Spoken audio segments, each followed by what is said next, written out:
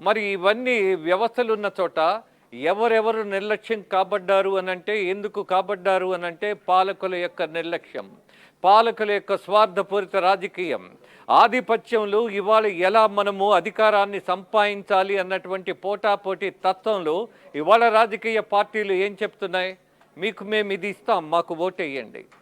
నీకు నేను ఇది ఇస్తా, ఎవరిది? నీది ఇస్తున్నావా? లేదు.